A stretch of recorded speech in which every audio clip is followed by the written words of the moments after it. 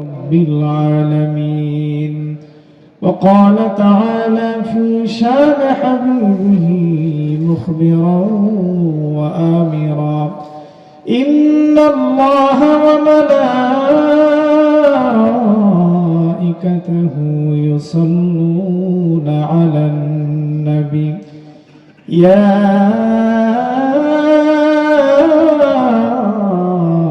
أيها الذين آمنوا صلوا عليه وسلموا تسليما. صلى الله على محمد صلى الله عليه وسلم. صلى الله على محمد صلى الله عليه وسلم. محمد ने आकर कुफ्र को मिटाया, कुफ्र को मिटाकर सदाकत बताया। सल्लल्लाहु अला मुहम्मद, मोहब्बत सबाई पढ़ी। सल्लल्लाहु अलैहि वसल्लम। सल्लल्लाहु अला मुहम्मद सल्लल्लाहु अलैहि वसल्लम। मुहम्मद हरगिज़ न गुफ्ता ता न गुफ्ता जिब्राइल। मुहम्मद हरगिज़ न गुफ्ता ता न गुफ्ता जिब्राइल।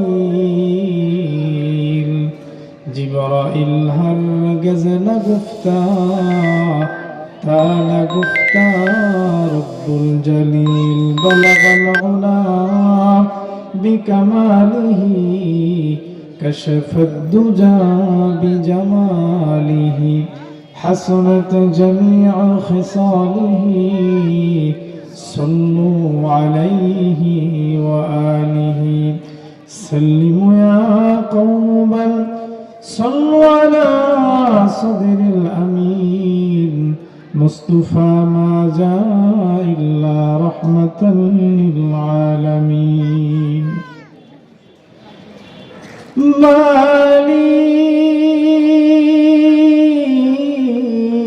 मालिक मालिक मालिक।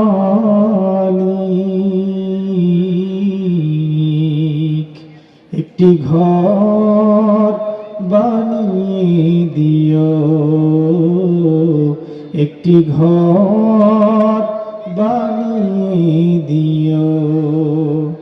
সে বিভীষিকাময়ী মহাদিনে তোমার প্রতিবেশী করে নিও। মালিক তুমি জান্নাতে তোমার পাশে আমায় একটি ঘর বানিয়ে দিও, একটি ঘর বানিয়ে দিও। আমিন পড়েন সবাই। যেদিন কেহ আসবে না কারো কোনো কাজে, যেদিন পাপী পাপের বোঝায় মরবে লাজে, যেদিন কেহ আসবে না কারো কোনো কাজে, যেদিন পাপী পাপের বোঝায় মরবে লাজে। পুল সিরাত পার হতে গিয়ে পিছলে যাবে কত পথিক, আবার কেহ পুণ্য নিয়ে পার হয়ে যাবে ঠিক ঠিক সে মহাদিনে মহাক্ষণে, সে মহাদিনে মহাক্ষণে পার করে তুমি দিও মালিক তুমি জান্নাতে তোমার পাশে আমায় একটি ঘর বানিয়ে দিও, একটি ঘর বানিয়ে দিও। কলিজার টুকরা সমবয়সী যুবক বন্ধুগণ, স্নেহের ছোট ভাই, পদ্মার অন্তরালে অবস্থানরত শ্রদ্ধেয় সম্মানিতা মা ও ভগ্নীগণ, সৃষ্টির মহান স্রষ্টা দয়াময় আল্লাহ রাব্বুল আলামিনের দরবারে অসংখ্য অগণিত শুকর ও সুজুদ।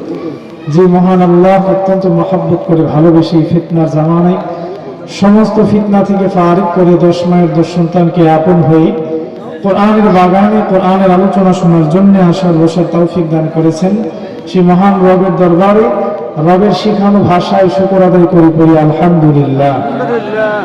মুহতারাম হাজিরিন, ভূমিকা লম্বাচড়া করব না, সরাসরি আমি আমার আলোচ্য আয়াতের দিকে চলে যাব। আল্লাহ তাআলা আমাদেরকে এমন এক সময় কোরআন হাদিসের আলোচনা শোনার জন্য বসার তৌফিক দিয়েছেন, যে সময়টায় মুসলিম সমাজ নানান ধরনের পাপাচারে লিপ্ত, ঠিক কিনা বলে? আজকে এখানে মাহফিল হচ্ছে, এই মহল্লাতে মানুষের অভাব নাই, কিন্তু বহু মানুষ এখনো ঘরে আছে, দোকানে আছে, চাষটুলে বসে আছে। বহু মানুষ এই কোরআনের জান্নাতের বাগান ছেড়ে জাহান্নামের দিকে দৌড়াচ্ছে, আছে না নাই? মাহফিল হচ্ছে, পাশেই কনসার্ট হচ্ছে, এই উলঙ্গ নারীদের নাচানাচি দেখার জন্য মুসলমানের সন্তান, মুসলমানের রক্ত যার দেহে, সে আজকে মাহফিল বাদ দিয়ে সেই গুনার কাজের দিকে দৌড়াচ্ছে, বলেন ঠিক? আজকে এমন এক মুহূর্তে আমরা একত্রিত হতে পেরেছি যে সময়টার কথা রাসূলুল্লাহ সাল্লাল্লাহু আলাইহি ওয়াসাল্লাম বলেছেন, ইয়াতি আলান নাসি জামান আস-সাবিরু ফীহি আলা দীনিহি কাল কাবিজি আলাল জামা।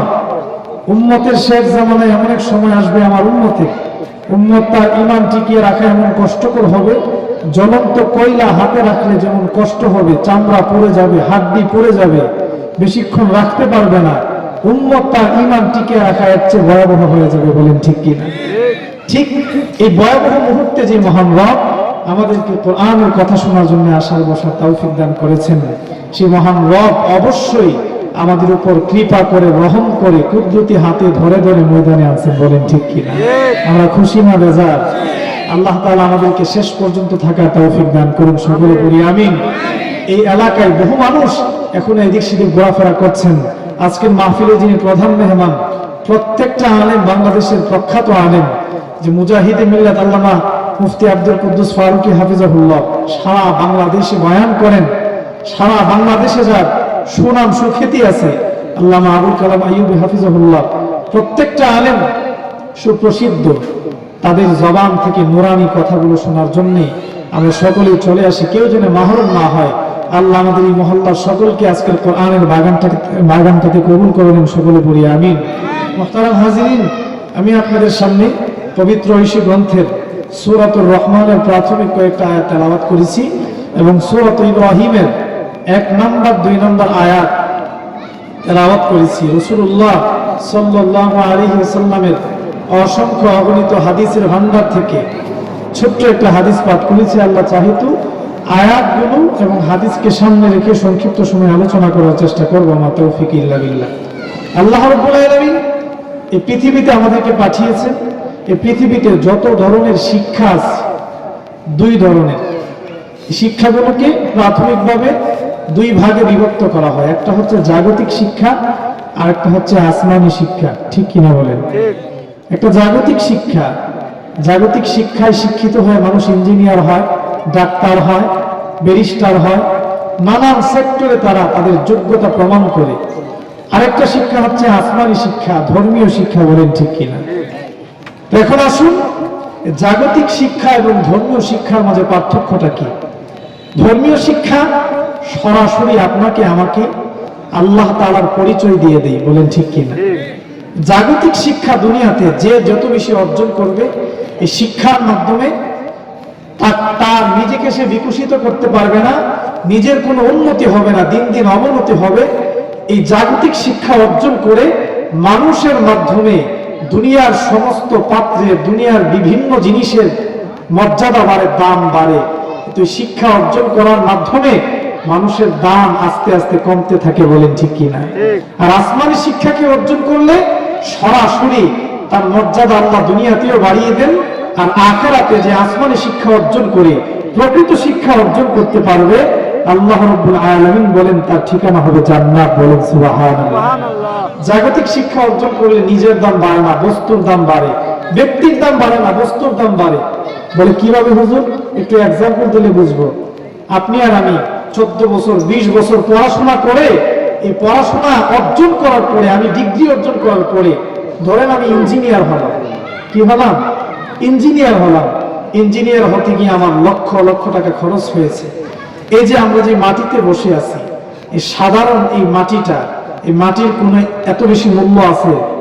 সবাই বলেন, খুব বেশি মূল্য মাটিটা আমার নাই, আমার নাই, ধর্মীয় জ্ঞান আমার নাই, আমার হায়াত আস্তে আস্তে কমতে আছে।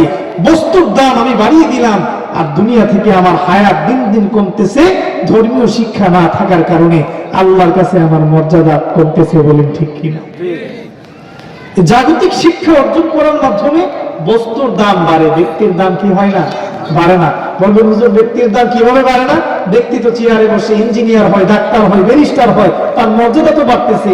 বাহ্যিকভাবে যদিও দেখা যায় দুনিয়াতে তার দাম বাড়তেছে, কিন্তু আপনি যদি গভীর দৃষ্টি দিয়ে তাকান বা অন্তরের চোখ দিয়ে আপনি ভালোভাবে খেয়াল করেন, মানুষ যত বেশি দুনিয়া অর্জন করবে তার মর্যাদা তত কমে, আখিরাতে তার মর্যাদা তত কমতে থাকে, বলেন ঠিক কিনা? কিন্তু মুমিন যারা, তারা কি দুনিয়ার মর্যাদার পাগল না আখিরাতের মর্যাদার পাগল? আওয়াজ করে বলেন না, আখিরাতের মর্যাদার পাগল। তাহলে আল্লাহ রাব্বুল আলামিন আমার তেলাওয়াতকৃত আয়াতে বলতেছেন, সূরা রহমানের প্রাথমিক দিক দিয়ে আল্লাহ বলেন, আর রহমান, দয়াময় আল্লাহ, আল্লামাল কোরআন, শিক্ষা দিয়েছে কোরআন, খলাকুল ইনসান, সৃষ্টি করেছেন মানুষ। আল্লাহ কোরআনের শিক্ষার কথা আগে আনলেন, আর মানুষ সৃষ্টির কথা পরে কেন আনলেন? এখানে মুফাসসিরিনে কেরাম বলেন, আল্লাহ মানুষ সৃষ্টির কথা পরে এই জন্য এনেছেন, আল্লাহর কাছে দুনিয়াতে যাদের সিনার ভেতরে কোরআনের জ্ঞান নাই, যাদের মস্তিষ্কে কোরআনের ইলম নাই, তারা আল্লাহর কাছে মানুষ বলে গণ্য না। নাউযুবিল্লাহ। যাদের ভেতরে কোরআনের জ্ঞান আছে, আসমানি জ্ঞান আছে, তারাই একমাত্র মানুষ। যে কোরআনের শিক্ষায় শিক্ষিত হয়, আল্লাহর ভাষায়, তারাই মানুষ। এছাড়া দুনিয়াতে কোরআনের জ্ঞান যার নাই, যদিও দুনিয়ার সমস্ত জ্ঞান অর্জন করে, তাহলে সে আল্লাহর কাছে মানুষ হতে পারে নাই, বলেন ঠিক কি?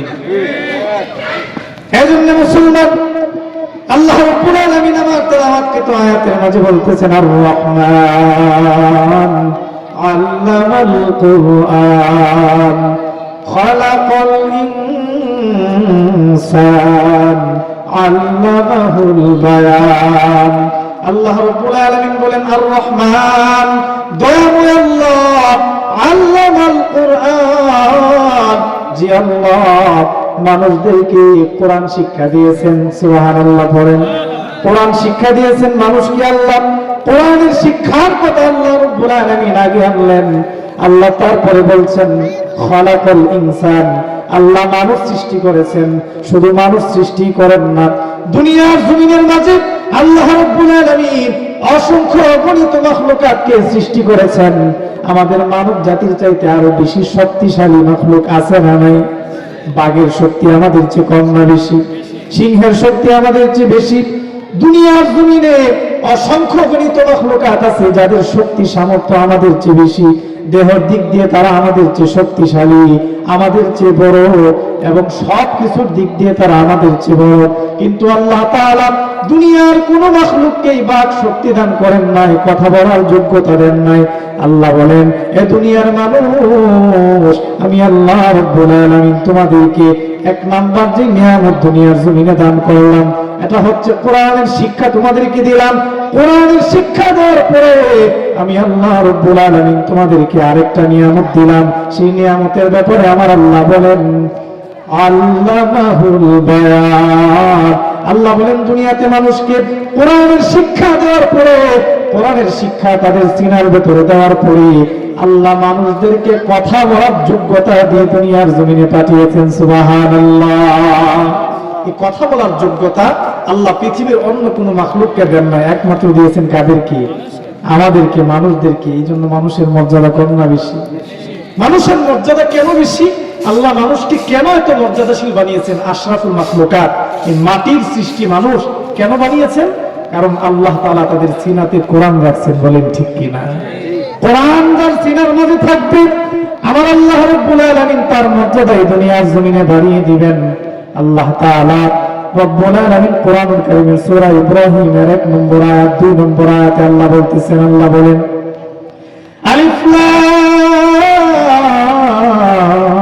রা কিতাবুন আনজালনাহু ইলাইকা লিতুখরিজান নাসা মিনাজ যুলুমাতি ইলান নূর।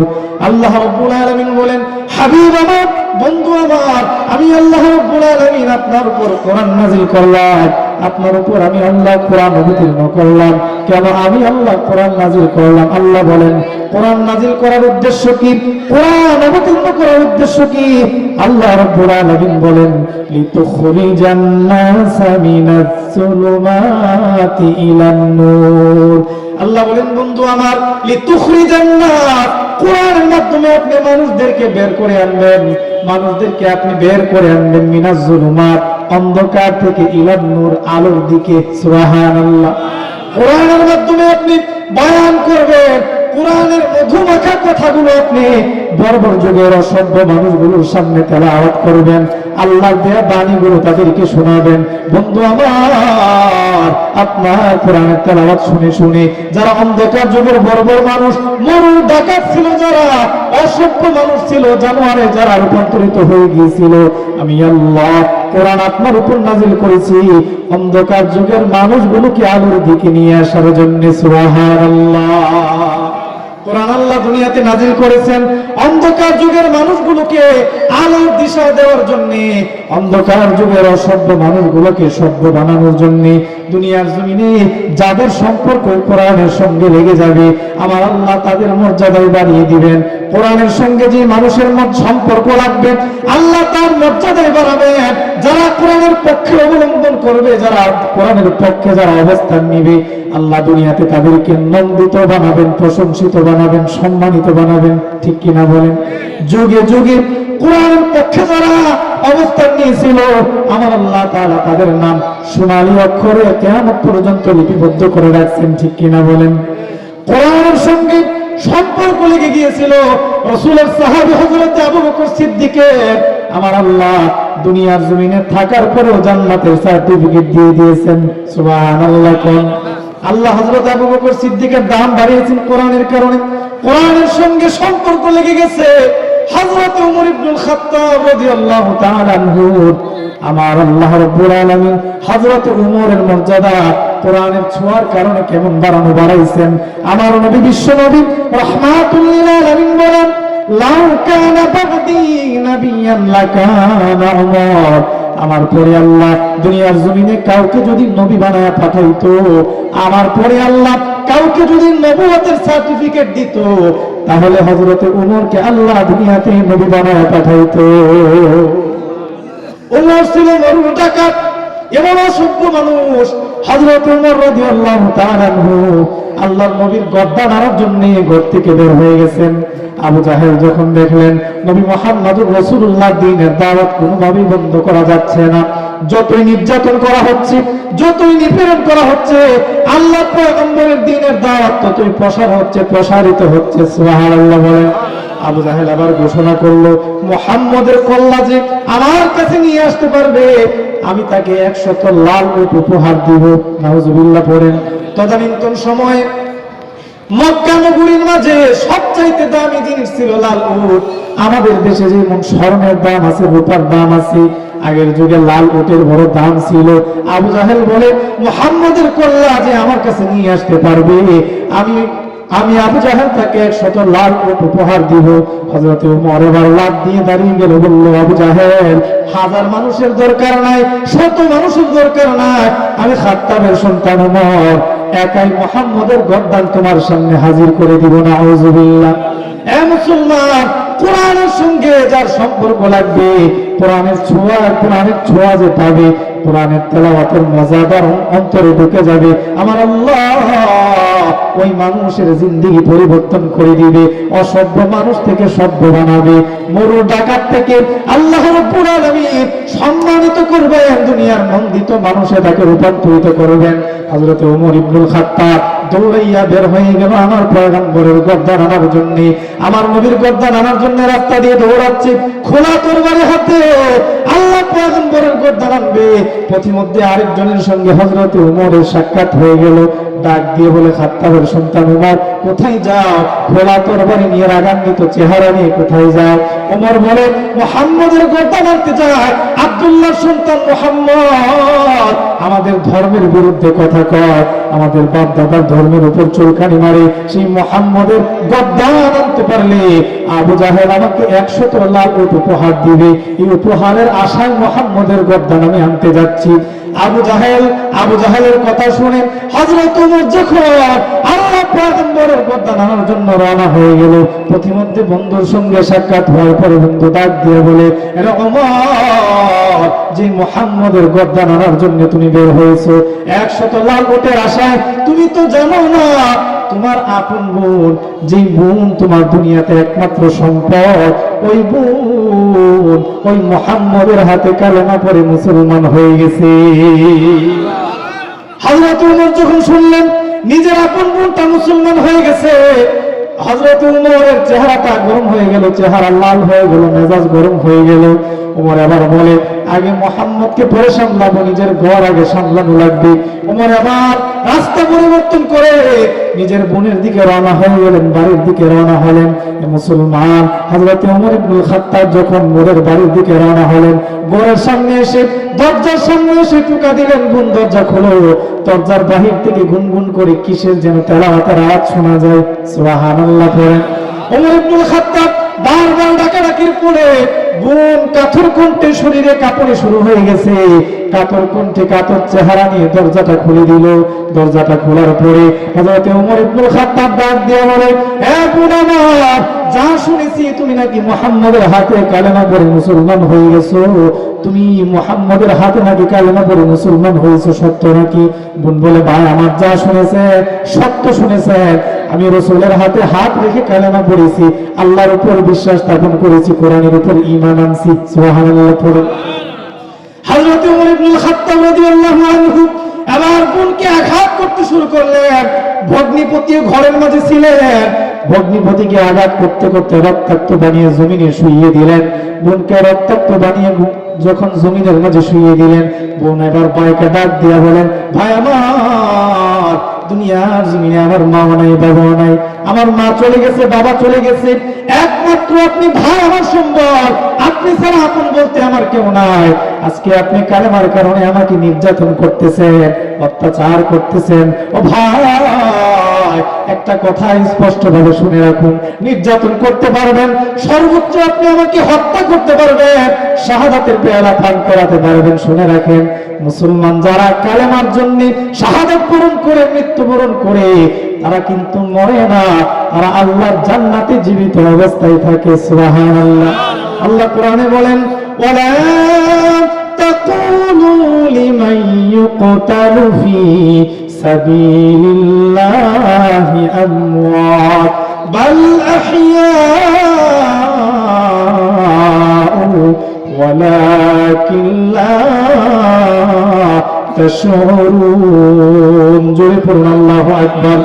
আল্লাহ বলতেছেন, ওয়ালা তাকুলু লিমান ইউকতালু ফি সাবিলিল্লাহি আমওয়াত, তাদেরকে তোমরা মৃত বলিও না যারা আল্লাহর জন্য শাহাদাত বরণ করে, দ্বীনের জন্য শাহাদাত বরণ করে, কোরআনের জন্য, আল্লাহর জন্য, নবীজির জন্য যারা শাহাদাত বরণ করে, জিন্দেগি বিলিয়ে দেয়, জীবন বিলিয়ে দেয়, তারা শাহাদাত বরণ করে, তাদেরকে মৃত বলিও না।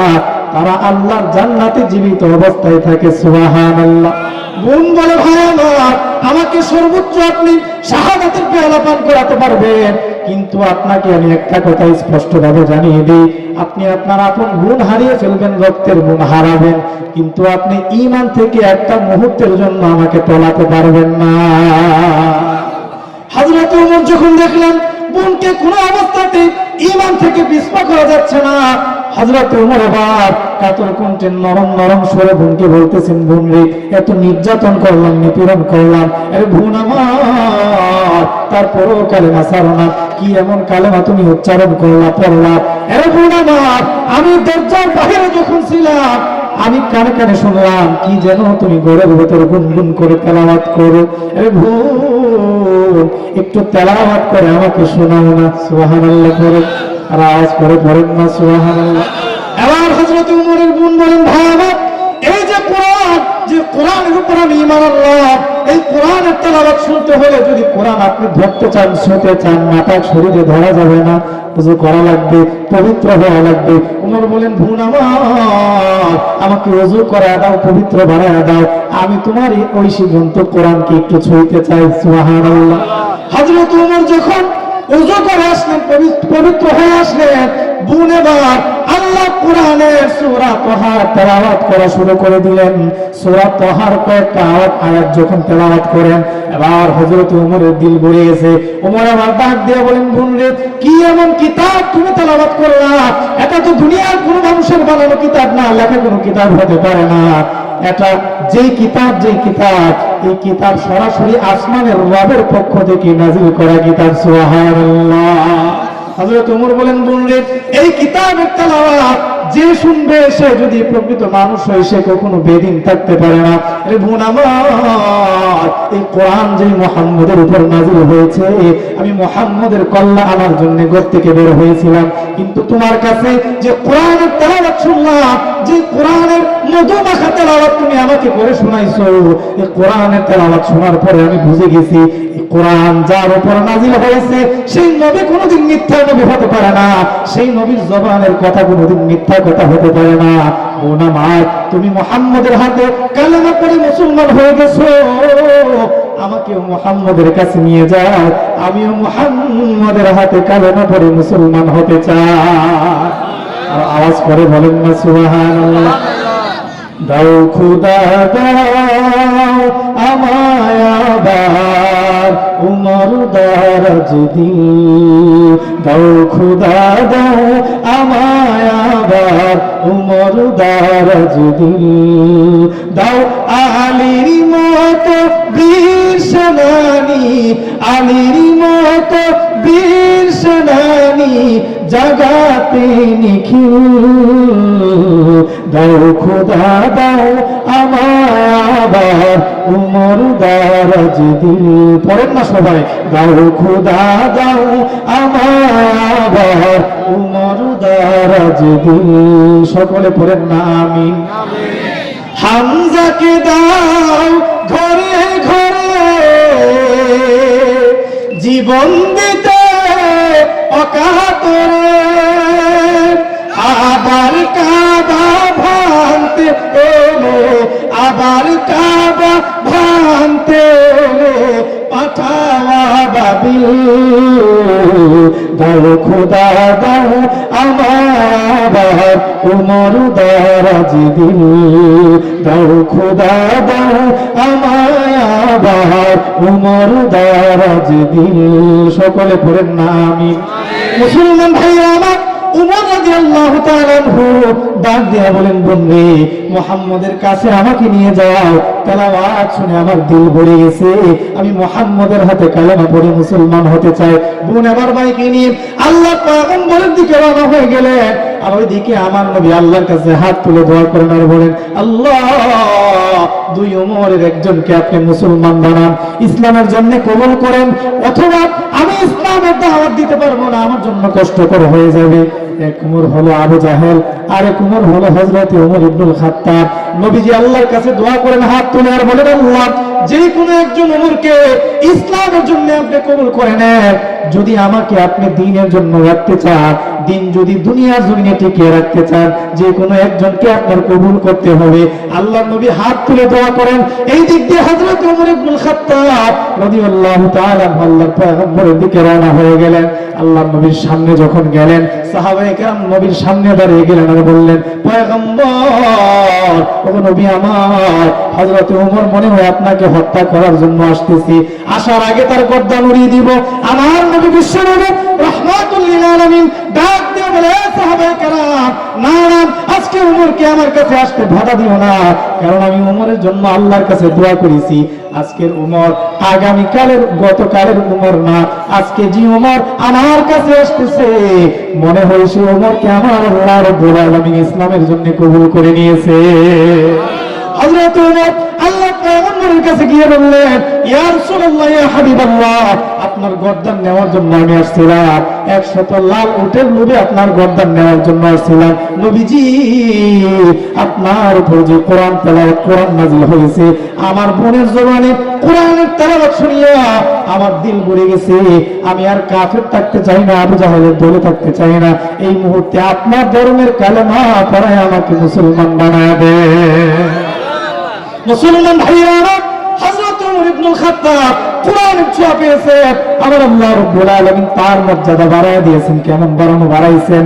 আমার আল্লাহ হযরত ওমরের মর্জি মুআফিক তার ইচ্ছা অনুযায়ী কোরআনের 19 জায়গাতে আয়াত নাযিল করেছেন। সুবহানাল্লাহ। তাহলে দুনিয়ার জমিনে যার সম্পর্ক কোরআনের সঙ্গে লাগবে, আমার আল্লাহ তাআলা তার মর্যাদা বাড়াবেন। আর যারা কোরআনের বিরুদ্ধে যাবে, তাদেরকে ঘৃণিত বানাবেন, তাদেরকে দুনিয়ার জমিনে লাঞ্ছিত আর অপমানিত করবেন, ঠিক কিনা? কোরআনের সঙ্গে দুশমনী করেছিল আবু জাহেল, আছে না? ধ্বংস হয়েছে, ধ্বংস হয়ে গেছে। কোরআন আছে, কিয়ামত পর্যন্ত থাকবে। যারা কোরআনের বিরোধিতা করেছে তারা থাকবে না, নাম নিশানা উড়ে যাবে। এই আমার বাংলার জমিনের মাঝে 17 বছর যাবত কোরআনকে নিশ্চিহ্ন করার জন্য, আলেমকে নিশ্চিহ্ন করার জন্য, বাংলার মানচিত্র থেকে ইসলামকে ওঠানোর জন্য হাজারো ষড়যন্ত্র করা হয়েছে। আল্লাহ বলেন, আমার কোরআনের বিরুদ্ধে যারা ষড়যন্ত্র করবে, তোমাদের নাম মানচিত্র থেকে উঠে যাবে। আমি আল্লাহর কোরআনের নাম কিয়ামত পর্যন্ত জীবিত থাকবে, ঠিক কিনা? বাংলার জমিনে যারাই কোরআনের বিরোধিতা করেছে তারা নাই, ধ্বংস হয়েছে, তারা মুরব্বত হয়ে গেছে তবে, কিন্তু কোরআন অক্ষত আছে, কিয়ামত পর্যন্ত থাকবে। কোরআনের একটা হরফ কিয়ামত পর্যন্ত কোনো বাতিল কুফরি শক্তি পরিবর্তন করতে পারবে না, বলেন ঠিক কিনা? এজন্য কোরআনের অবস্থা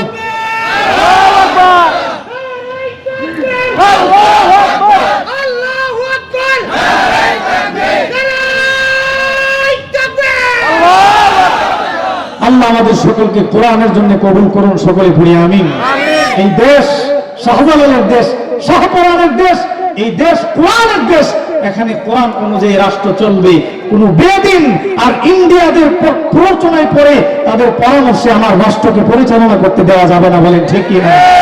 কোরআনের রাষ্ট্র, এখানে 95% মুসলমান, তারা কোরআনকে বিশ্বাস করে বুকে ধারণ করে, কোরআন বিরোধী কোনো আইন পাশ হলে শরীরে এক ফোঁটা রক্ত থাকতে মুসলমান ময়দানে ঝাঁপিয়ে পড়বে। তারপর কোরআনের বিরুদ্ধে কোনো আইন পাশ করতে দেওয়া যাবে না, বলেন ঠিক কিনা? আমরা কোরআনের জন্য জীবন দিতে প্রস্তুত, ঠিক কিনা বলেন? মুসলমান ভাইরা আমার, কোরআনের পক্ষে যারা অবস্থান নিবে, আল্লাহ তাদের মর্যাদায় বাড়াবেন। যার সম্পর্ক কোরআনের সঙ্গে লাগবে, আমার আল্লাহ তার মর্যাদায় বাড়িয়ে দিবেন। আল্লাহ তাআলা এই কথাটাই বলতেছেন, কিতাবুন আনজালনাহু ইলাইকা লিতুখরিজান নাসা মিনাজ যুলুমাতি ইলান নূর। কোরআন আপনার উপর নাজিল করলাম অন্ধকার যুগের মানুষগুলোকে, যারা বোঝে না, যারা বর্বরতায় আছে, যারা গুনার কাজে লিপ্ত আছে, যারা নাফরমানিতে লিপ্ত আছে, তাদেরকে কোরআনের বয়ান করে করে আপনি আলোর দিকে আনবেন, কোরআনের মধুমাখা কথাগুলো শোনাবেন। কোরআনের মাধ্যমে আল্লাহ রাব্বুল আলামিন যে জান্নাতের ওয়াদা করেছেন, সেই জান্নাতের সুসংবাদ তাদেরকে দিবেন। যে জাহান্নামের ভয় দেখিয়েছেন, আপনি তাদেরকে জাহান্নামের ভয় দেখাবেন। ওগো নবী আমার, যারা বুঝে না, যারা কোরআনের আইন মানতে চায় না, আপনি বয়ান করে করে তাদের সিনার ভেতরে কোরআনের মহব্বত আর ভালোবাসা, কোরআনের যে আজমত ঢুকিয়ে দিবেন।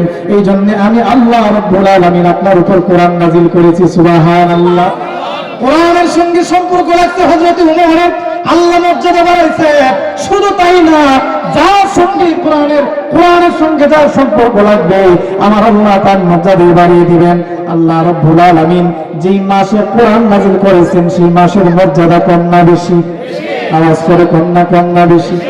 রমজান মাসে আমার আল্লাহ কোরআন নাযিল করেছেন। আল্লাহ রমজান মাসের ব্যাপারে আল্লাহ বলছেন, শাহরু রমাদানাল্লাযী উনজিলা ফীহিল কুরআন হুদাল লিন-নাসি ওয়া বাইনাতিন মিনাল হুদা ওয়াল ফুরকান। আল্লাহ বলেন রমজান মাসে আমি আল্লাহ রাব্বুল আলামিন কোরআন নাযিল করলাম। এই জন্য রমজানের মর্যাদা কম না বেশি? আর আওয়াজ করে বলেন না কম না বেশি? আর নবী বিশ্ব নবী রমজান মাসের ব্যাপারে বলেন, অন্যান্য বছর অন্যান্য মাসে আমার উম্মত একটা ফরজ আদায় করলে যে সওয়াব পাবে, রমজান মাসে যদি কেউ নফল নামাজ আদায় করে 2 রাকাত নফল নামাজ পড়ে অন্য মাসের ফরজের সওয়াব তার আমলনামায় দেওয়া হবে। সুবহানাল্লাহ। এই যে রমজানের মর্যাদা আল্লাহ রাব্বুল আলামিন কোরআনের কারণে বাড়িয়ে দিয়েছেন। কোরআনের সঙ্গে সম্পর্ক যার লাগবে তার মর্যাদা বাড়বে। যে রাতে আমার আল্লাহ রাব্বুল আলামিন কোরআন নাযিল করেছেন সেই রাতের ব্যাপারে আল্লাহ বলেন, ইন্না আনজালনাহু ফি লাইলাতুল কদর ওয়া মা আদরাকা মা লাইলাতুল কদর লাইলাতুল কদরি খায়রুম মিন আলফি শাহর। আল্লাহ রাব্বুল আলামিন বলেন, হাবিব আমার, বন্ধু আমার, আমি আল্লাহ রাব্বুল আলামিন রমজান মাসে কোরআন নাযিল করেছি, লাইলাতুল কদরে কোরআন নাযিল করেছি। নবী আপনি জানেন নি লাইলাতুল কদরের মর্যাদা কেমন? ওগো নবী আমার, এই লাইলাতুল কদরের মর্যাদা কেমন আপনি জানেন নি? আল্লাহ নিজেই জবাব দিচ্ছেন লাইলাতুল কদরের মর্যাদা কেমন। আল্লাহ বলেন, লাইলাতুল কদরি খায়রুম মিন আলফি শাহর। আল্লাহ রাব্বুল আলামিন বলেন, 1000 মাস ইবাদত করলে যে সওয়াব আমার আল্লাহ আমলনামায় দিবেন, কেউ যদি লাইলাতুল কদরে ইবাদত করতে পারে, কোরআনের বদৌলতে কোরআনের সম্মানে লাইলাতুল কদরে ইবাদত করলে আল্লাহ 1000 মাসের সওয়াব তার আমলনামায় দিয়ে দিবে। এই যে রমজান মাস, লাইলাতুল কদর, এগুলোর ব্যক্তিগত কোনো মর্যাদা আছে না, কোরআনের কারণে মর্যাদা বাড়ছে। কোরআনের কারণে মর্যাদা বাড়ছে। এ মুসলমান, এই জন্য কোরআনের সঙ্গে যার সম্পর্ক লাগবে তার মর্যাদা আমার আল্লাহ রাব্বুল আলামিন বাড়াবেন। যে শহরে আল্লাহ কোরআন নাযিল করছেন এই শহরের মর্যাদা কম না বেশি? আওয়াজ করে কম না বেশি? যে মক্কা এবং মদিনার মানুষগুলো ছিল বর্বর যুগের মানুষ, মূর্খ মানুষ, অসভ্য মানুষ, আল্লাহ এই মক্কা মদিনাতে কোরআন নাযিল করার কারণে কেমন মর্যাদা বাড়াইছেন। আদনা থেকে আদনা মুসলমান রিকশা চালাই, মাটি কাটে, ভিক্ষা করে, তারপরে মনের মাঝে তামান্না আল্লাহ মরণের আগে একবারও বাইতুল্লাহ জিয়ারত করে মরণ দিন। ঠিক কিনা বলেন? এখানে এমন কেউ আছেন নিজে বাইতুল্লাহতে যাওয়ার জন্য মন চায় না? আছেন কেউ? প্রত্যেকের মন চায় না? এই যে বাইতুল্লাহ, মক্কা, মদিনা এর মর্যাদা আল্লাহ কোরআনের কারণে বাড়িয়েছেন। বলেন ঠিক কি? মনে বড় আশা ছিল যাব মদিনায়, সালাম আমি করব গিয়ে, সালাম আমি করব গিয়ে নবীর রওজায়। মনে বড় আশা ছিল যাব মদিনায়। ঠিক কিনা? মদিনাতে যাইতে মন চাই কিনা? এই যে মদিনার দাম আমার আল্লাহ তাআলা বাড়িয়েছেন কোরআনের কারণে। আল্লাহ রাব্বুল আলামিন কোরআনের সঙ্গে মদিনার সম্পর্ক লেগে গেছে, মক্কার সম্পর্ক লেগে গেছে, আমার আল্লাহ মর্যাদা বাড়িয়ে দিয়েছেন। যে রাসূলের উপর আল্লাহ রাব্বুল আলামিন কোরআন নাযিল করেছেন, আমার নবী বিশ্ব নবী রাহমাতুল লিল আলামিন বলেন, এ উম্মত, আমি নবীর মর্যাদা কেমন তোমরা জানোনি? কিয়ামতের কঠিন ময়দানে যখন সমস্ত মানুষগুলা বেহুশ হয়ে জমিনে পড়ে যাবে, উলঙ্গ অবস্থায় থাকবে, ওই দিনের অবস্থা সম্পর্কে আমার আল্লাহ রাব্বুল আলামিন বলেন, ইয়াউমা লা ইয়ানফাউ মালু ওয়ালা বানুন ইল্লা মান আতাল্লাহ বিকলবিন সালিম। কিয়ামতের মাঠে সম্পদ কোনো কাজে আসবে না, টাকা পয়সা গুলো কোনো কাজে আসবে না, কোনো কিছুই বান্দার কোনো কাজে আসবে না।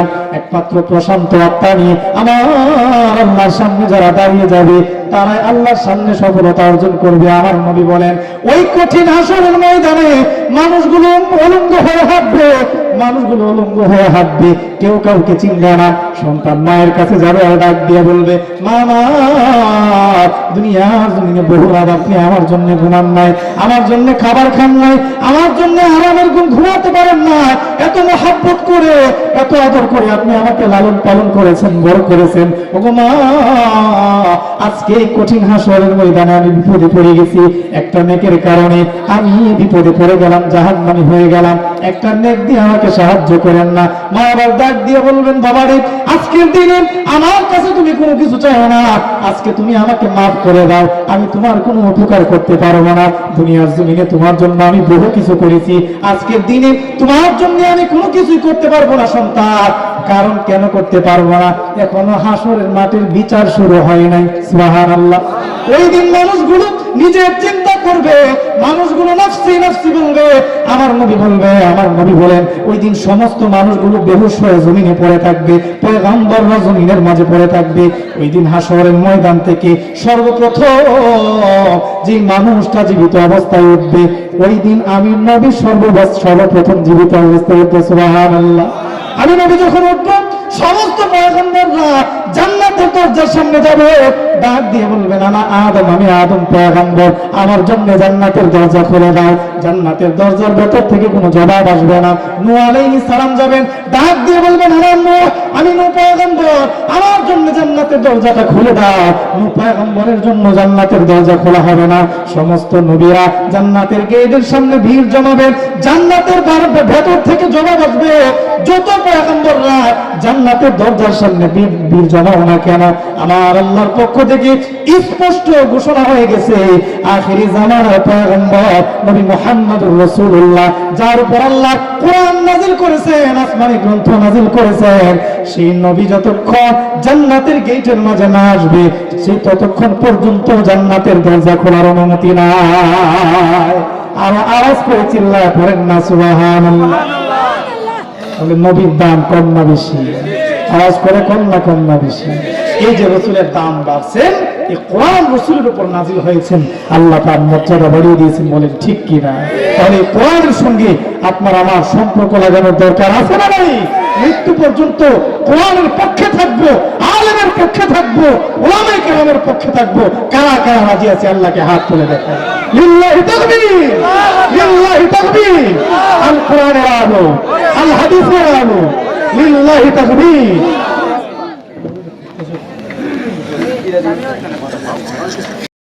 সৃষ্টির কথা আল্লাহ কেন পড়ে আনলেন? কারণ মুফাসসিরিনে কেরাম বলেন, পৃথিবীতে যার ভেতরে কোরআনের শিক্ষা নাই, ন্যূনতম কোরআনের জ্ঞান নাই, পৃথিবীর সমস্ত শিক্ষা অর্জন করলেও সে আল্লাহর ভাষায় মানুষ হতে পারে নাই। বলেন ঠিক কি না? এজন্য কোরআনের শিক্ষা অর্জনের দরকার আছে না নাই? তাহলে এই যে যার সম্পর্ক কোরআনের সাথে লাগবে, আল্লাহ তার মর্যাদায় বাড়াবেন। সাধারণ একটা কাঠ, যে কাঠের মাঝে আপনি আমি এই যে আজকেও বসে আছি, সোফাতে বসলাম, পা লাগতেছি, সালাম করি নাকি? সবাই বলেন সালাম করি। মুসলমান ভাইরা আমার, কোরআনের মর্যাদা কেমন? আল্লাহ রাব্বুল আলামিন কোরআনের কারণে সাধারণ কাঠের মর্যাদাও বাড়িয়ে দেন। এই কাঠের মাঝে আমরা বসি, পা লাগে, সালাম করি না, কিন্তু যেই মাত্র এই সাধারণ কাঠ দিয়ে কোরআনের রিহাল বানানো হবে, বক্স বানানো হবে, যে কোরআনের রিহালের মাঝে উলামায়ে কেরাম হাফেজে কোরআন, দুনিয়ার মানুষগুলো কোরআনের তেলাওয়াত করে, এই রিহালের মাঝে, কোরআনের রিহালের মাঝে, বক্সের মাঝে যদি আপনাকে আমাকে বলা হয় 1 কোটি টাকা দেওয়া হবে, 2 কোটি টাকা দেওয়া হবে, একটু পা দিয়ে টাচ করবা, দিল দিয়ে জমিনে ফেলে দিবা, বিনিময়ে 1 কোটি টাকা দিবে, এখানে কেউ আসেনি রাজি হবেন? সবাই বলেন 1 কোটি টাকার বিনিময়ে রিহালকে ফেলবেন না, পা দিয়ে টাচও করবেন না। কেন? কারণ তার সম্পর্ক কোরআনের সঙ্গে লেগে গেছে। ঠিক কিনা বলেন? যে কাঠের মর্যাদা একটু আগেও ছিল না, কোরআনের সঙ্গে লাগার কারণে আমার আল্লাহ তার মর্যাদা বাড়িয়ে দিয়েছেন।